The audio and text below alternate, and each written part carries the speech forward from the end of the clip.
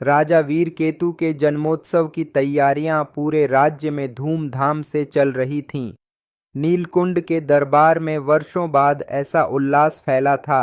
रानी सूर्यमुखी ने स्वयं उत्सव का आयोजन संभाला था। दरबारी कनिका और रोहिणी ने महल को फूलों और रेशमी झूमरों से सजाया था। सब कुछ वैभवशाली लग रहा था। पांचों मुख्य दरबारी वजीर रुद्र प्रताप, सेनवीर, तांत्रिक अमेघ, भैरव और जयगुप्त राजा के आसपास थे। महफिल के दौरान राजा को अनेकों उपहार और मिठाइयां भेंट की गईं।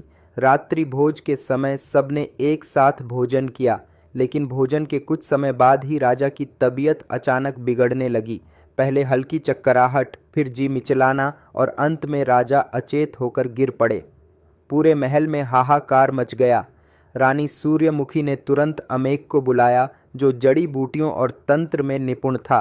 अमेघ ने राजा की नाड़ी देखी और गंभीर स्वर में बोला, राजा को जहर दिया गया है, लेकिन यह कोई साधारण विष नहीं है। यह धीरे धीरे हृदय पर असर करता है। अगले 12 घंटों में अगर इसका प्रभाव रोका नहीं गया तो परिणाम घातक हो सकते हैं। यह सुनते ही सभी मंत्रियों के चेहरे स्याह हो गए। भैरव को राजा के भोजन में दिए गए हर सामग्री का ब्यौरा एकत्र करने को कहा गया। कक्ष बंद कर दिया गया।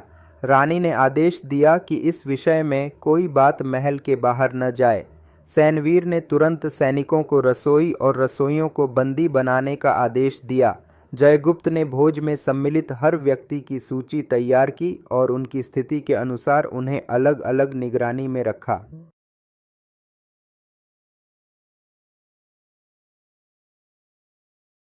रुद्र प्रताप ने सबसे पहले यह सवाल उठाया कि भोजन सबने साथ खाया, फिर जहर राजा तक ही कैसे पहुंचा? क्या राजा का विशेष थाल अलग से आया था? रसोइया हड़कंप में था। उसने बताया कि हर व्यक्ति के थाल एक ही रसोई में तैयार किए गए थे, लेकिन राजा का थाल अंतिम क्षण में भीतर से आया था, जिसे एक नौकर लाया था। उस नौकर का नाम तक्षक था, जो पिछले 3 वर्षों से महल में सेवा कर रहा था। तक्षक को बुलवाया गया, पर वह महल से गायब था।